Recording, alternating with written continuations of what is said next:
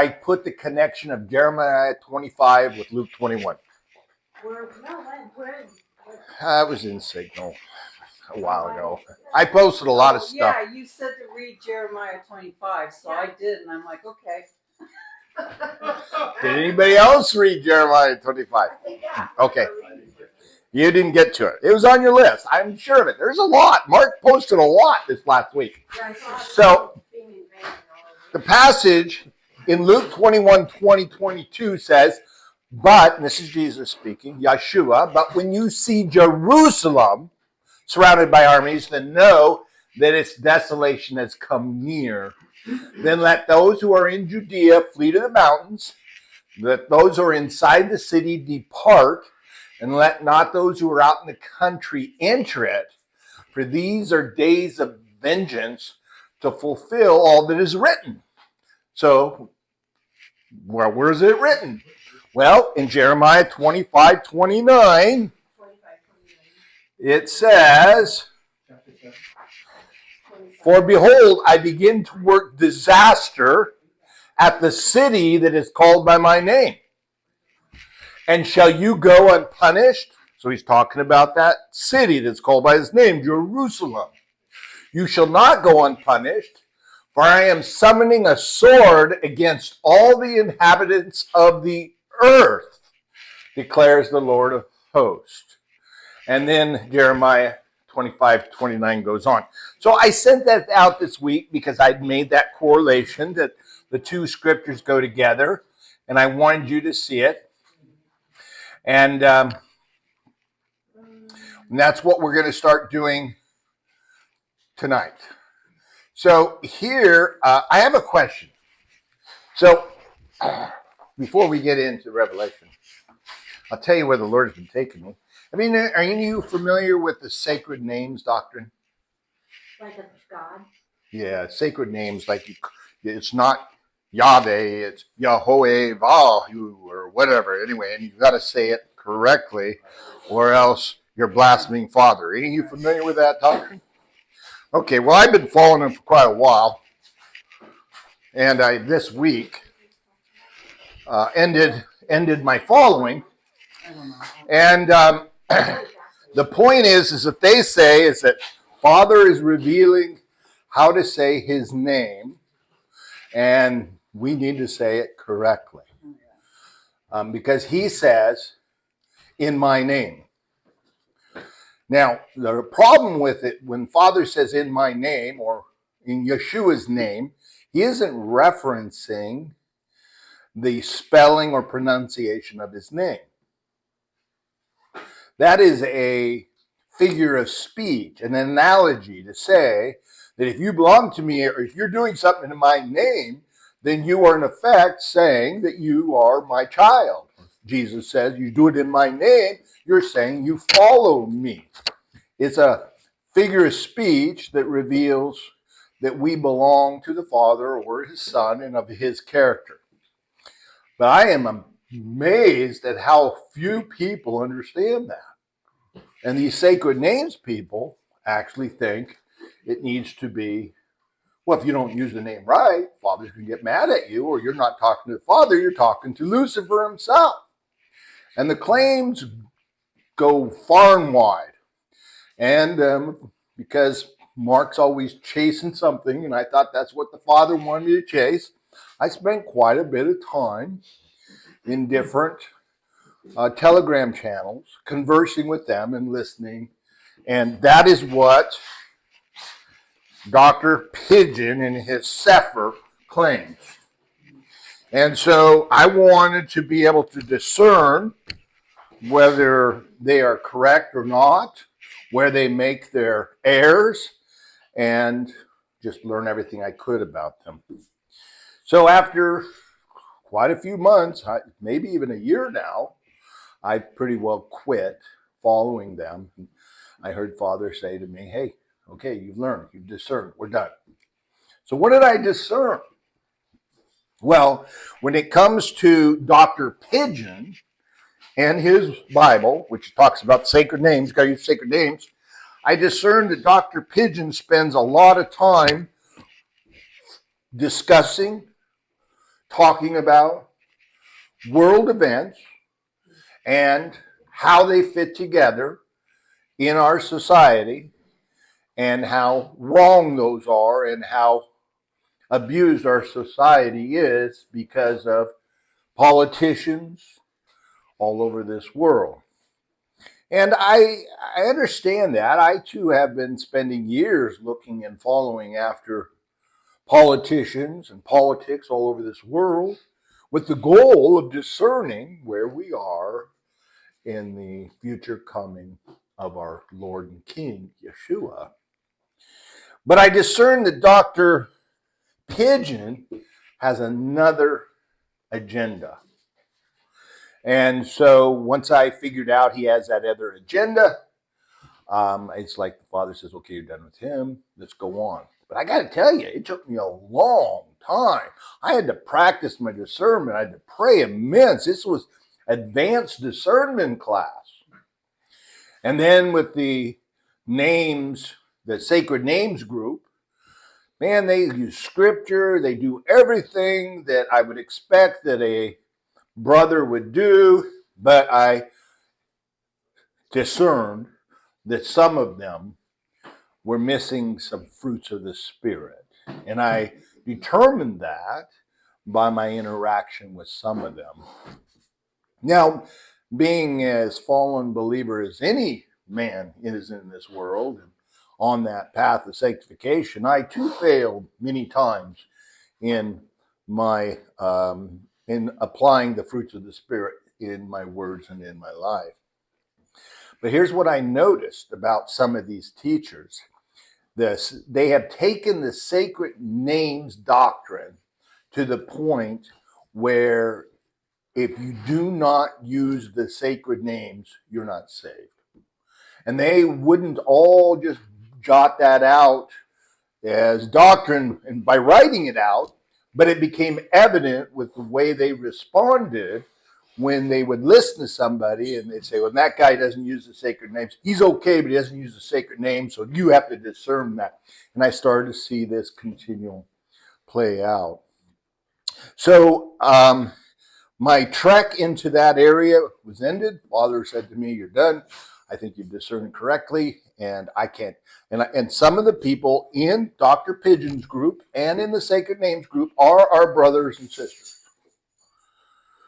But I believe the leadership is leading them astray. Are they doing it intentionally? I don't think they are. But they are being led astray.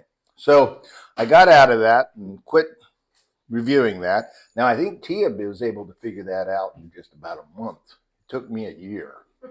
But that's kind of the way it goes.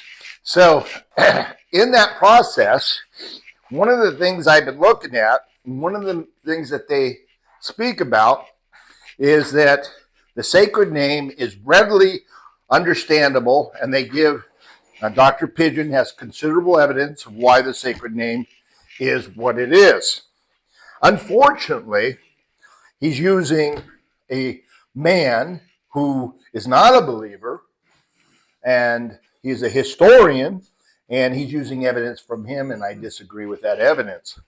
But in this process, I came across a group, and this group says that the Septuagint, which was written about 400 years before Jesus, so the Old Testament was written in Greek 400 years before Jesus, does not use the Tetragrammaton. Now, do you guys remember what the Tetragrammaton is? Pictures. It's Yo-He-Va-He, right there. Yo-Va-He, Yo. You're backwards. Oh yeah, they wrote it left to right. What are they doing? Yo-He-Va-He. That's the Tetragrammaton. It's 4 letters, and you see it in Hebrew, it'll be written right to left. But in this picture, this is Dawson. She wrote it left to right. And it is in the Hebrew scriptures. Everywhere that you see the word Lord is the Tetragrammaton. Just the 4 consonants. Yod, He, Vav, He. If you see the word God, it's Yod, He, Vav, He. And so this is the Masoretic text, which is what we make our Bibles out of, was completed right about 1000 AD. So about 950 years after Yeshua died, 950. Now, do you know any writings of 950 years that you could say are correct? No, we can't. I mean, we look at the King James, which is 550, 600 years old, and we struggle with it, right? Now, but they say because the Tetragrammaton is not in the Septuagint, which was written 400 years before Jesus, and they say was the scriptures that Yeshua used and those in the temple used and Paul used, that it holds more weight for being true than the Masoretic text, which our Bibles are made out of just 1,000 years ago. And having studied the Septuagint and the Masoretic text, there are some things in the Septuagint that I would say are correct, which the Masoretic text is not correct.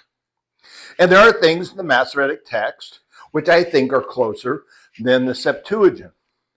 But all of them, none of them are older than approximately 400 years before Jesus. What about the Hebrews after they came out of Egypt and they met Father on Mount Sinai, and Father gave them the 10 Commandments and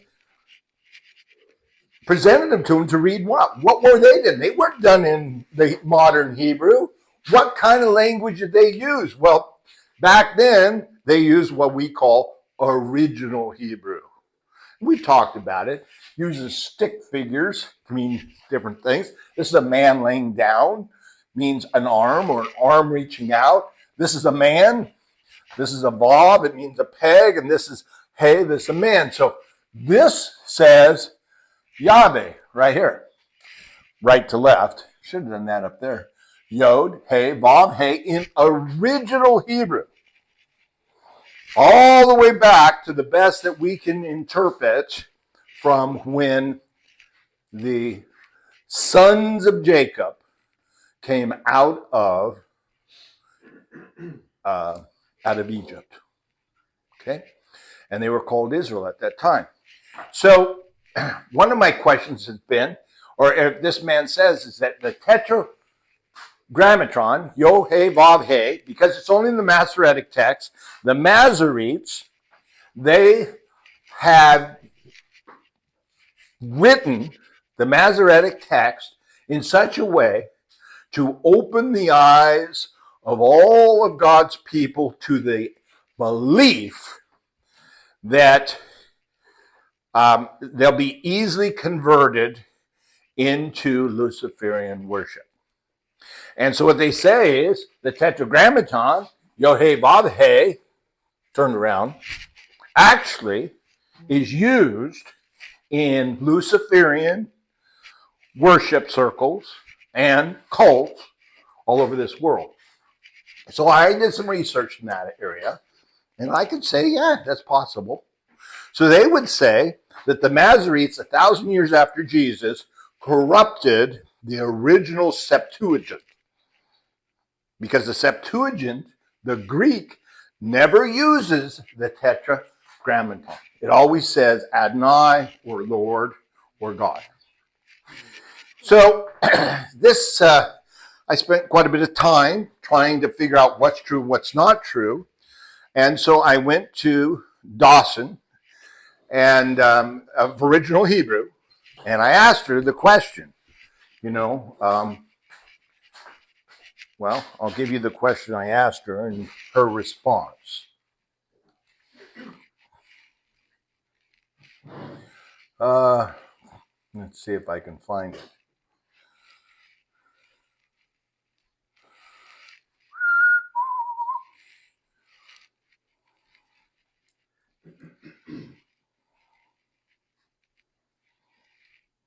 Okay. So, so here's what I wrote. It's up there. You can see it. Okay, so I asked her. I said, Shalom, Dawson, Carlos, and all who gather on your mountain. I am struggling with understanding the Tetragrammaton. Can you tell me if it appears in the original Hebrew? Has it been found on any documents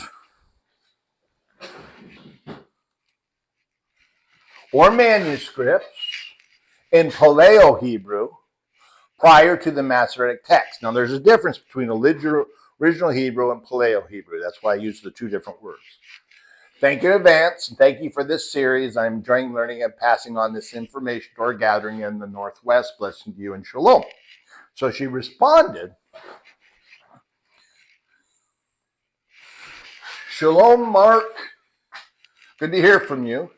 The oldest copy of his name, Yohevahe, that we know of is from the Dead Sea Scrolls, which would be 1,000 years before the Masoretic text, where instead of the Aramaic characters, which there's a lot of Aramaic in the Dead Sea Scrolls, because though they spoke Greek, they also spoke Aramaic. And why would they speak Aramaic? Why would the Jewish people in the time of Jesus speak Aramaic? Just from being in captivity. Yeah, they went to Babylon, remember? They all spoke Aramaic and came back. Very good. So they learned to speak Aramaic, and they found them in Aramaic. And so from the Dead Sea Scrolls, where instead of the Aramaic characters, they would use what they call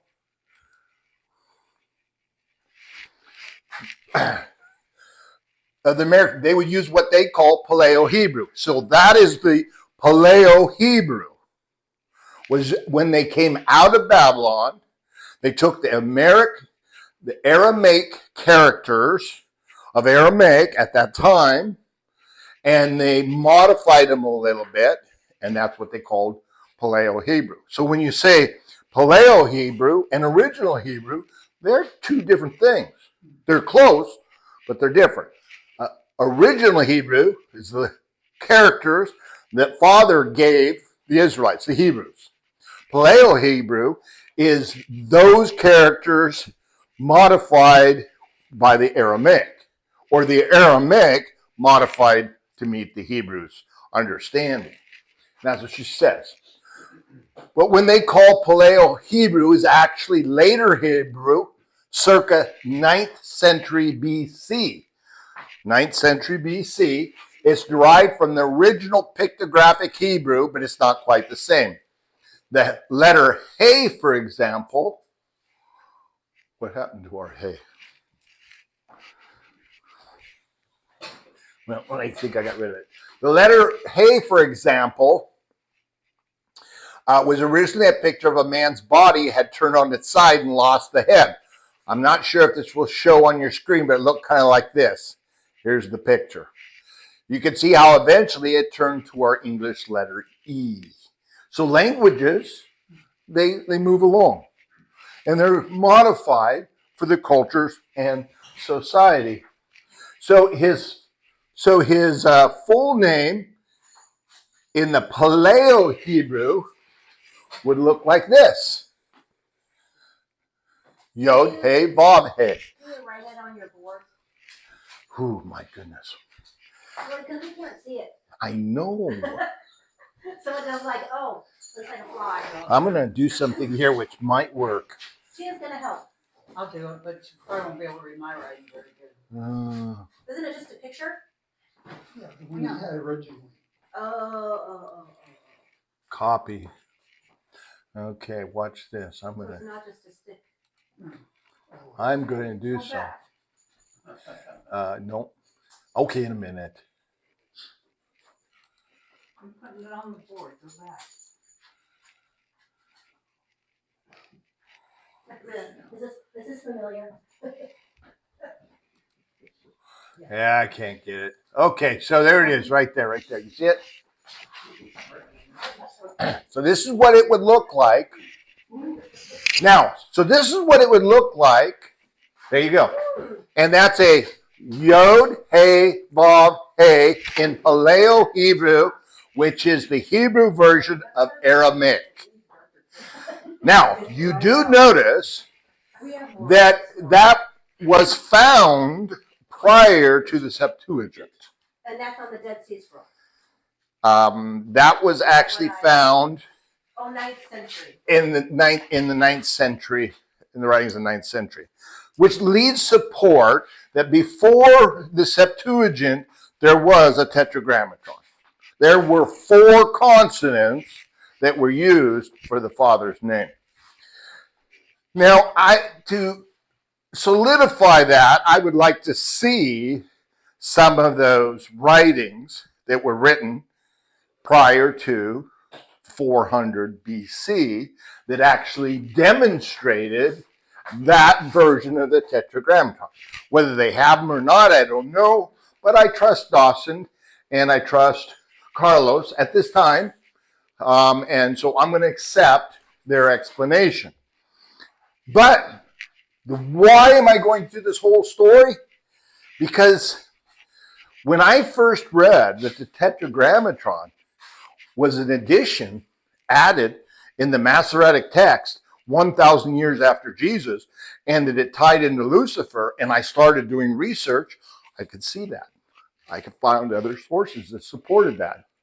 So what I had to decide was the Tetragrammaton added because of Lucifer wanted to be worshipped in the Masoretic text, or does the Luciferians take the Tetragrammaton and convert it into Luciferian languages and philosophy? Those are the 2 options.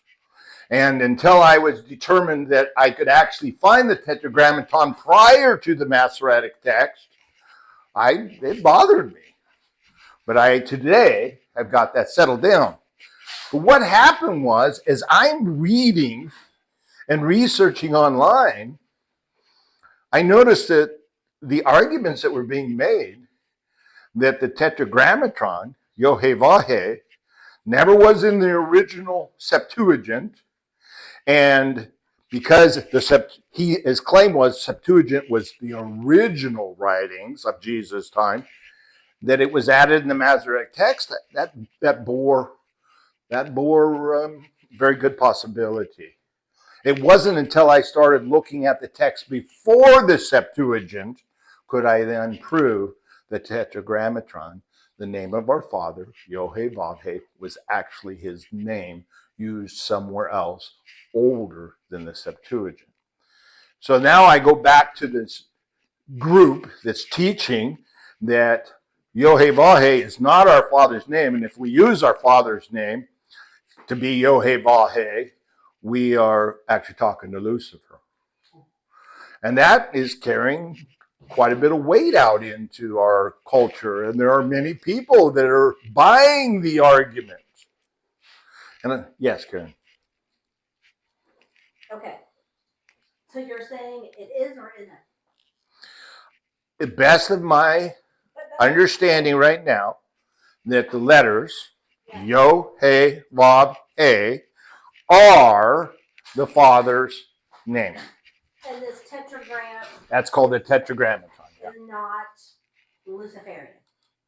Well, no, because I'm not going to tell you it's not Luciferian. Because what does Lucifer do? Imitate. He imitates the Father. He wants to be the Father. So they've taken the Tetragrammaton, and I'll show you some evidence of this later. I didn't put it together today. And they are using Yohe-Vahe in their Luciferian rituals. Oh, they're using the name. Yeah, they're using the name. Yeah. So, and they really truly are using it.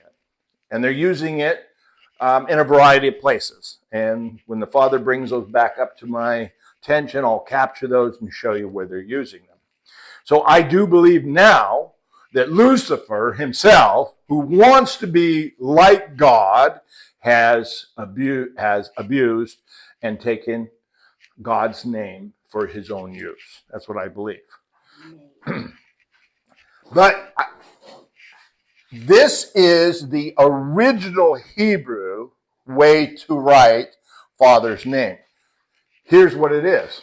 Yod, it's a hand, means arm or maker. That's a letter picture, an arm. Hey, that is a picture of a man, letter meaning is a man. Vav, it's a letter picture of a peg, means with. Hey, man. So it is the maker, man, with man. That's the name, that's the meaning of Father's name. The maker, Yeshua, with man. The maker, man. Remember, Yeshua made all creation. Father told us there was no creation, John 1, that was made without Yeshua making it. Maker, man, with man. And that is the Paleo Hebrew understanding of those letters. Pete? Where's the Torah fit in on this? Okay, so What is the Torah? I mean, when did it come about? okay, so what is the Torah? It's a book of Abraham, isn't it? It's the first 5 books of our modern Bibles. Genesis, Exodus, Leviticus, Numbers, and Deuteronomy. The word Torah means directions, not law. We have been taught that the Torah means law. It does not mean law. It means direction. Father's directions. The Torah. Now, when did we get the Torah? Well, Moses received the Torah on Moses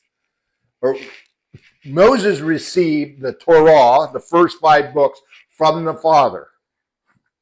Some of those books may have been traditionally given to him, but he is credited as writing all 5 of those books.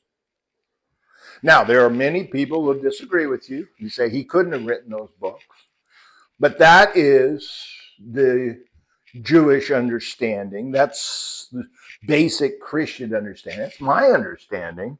So they're also called the 5 books of Moses.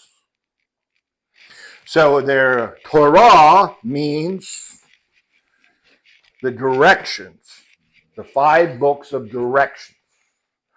The first 5 books. We call it the law. And they don't have Yahweh in there? Yahweh. Well, the problem is the first 5 books of Moses were written in original Hebrew. Yeah. We don't have any copies. What does it say? We don't have any copies. Father hasn't preserved any. Now, there are some different writings and all that we have found which contain pieces which use the original writings. But, that was 3,500 years ago. I mean, I had some directions on some food I put in the freezer, and after it froze, after a year I looked at it, I couldn't even read the directions. So, I mean, it seems... It's only because you wrote it. Yeah. So 3,500 years is a long time for something to survive that we can read. But there are different stones and pieces of metal and a copper scroll which aren't that old, but get older than the time of Yeshua. So for us to assume that the scriptures we have today, combination of the Septuagint, the Greek scriptures, and those different manuscripts that are found, and the Masoretic texts that were done 1,000 years after Jesus, the only way we can assume that those are the words of God is by faith. But there are no documents that have more documents than the Bible.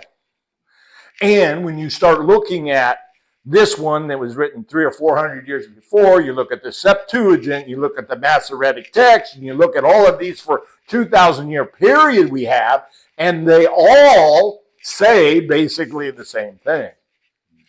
So by faith, I believe Father can preserve his word in whatever medium he chooses, and has done that for a long, long time. In our hearts. Yeah. And mine. Yeah. And as Yeshua told us, that there will become a time when he will put his words in our heart. And he even says he will put his Torah, his directions in our heart. And we can all attest that our conscience bears witness to when his directions are in our heart and we're following them. So I bring this up because how easily it is to be sidetracked, and this wasn't a sidetrack. This was important to me. And if it's important to me, that's because the Father put it in my mind that it was important. And I'll still be chasing this down. But the lesson we can all learn is there's a lot of information coming out today. As Daniel was told by Gabriel, in the end of days, knowledge will increase. That knowledge isn't always correct. Satan is trying to deceive, and our King Yeshua said, when he was asked about the end of days, he says, beware. Those who claim to be followers of me, who claim that I am the Messiah, they will lead many astray. And I'm finding it all over the place. And how easy it is to be chasing new information that may or may not be correct. Yet that's what Father called us to do.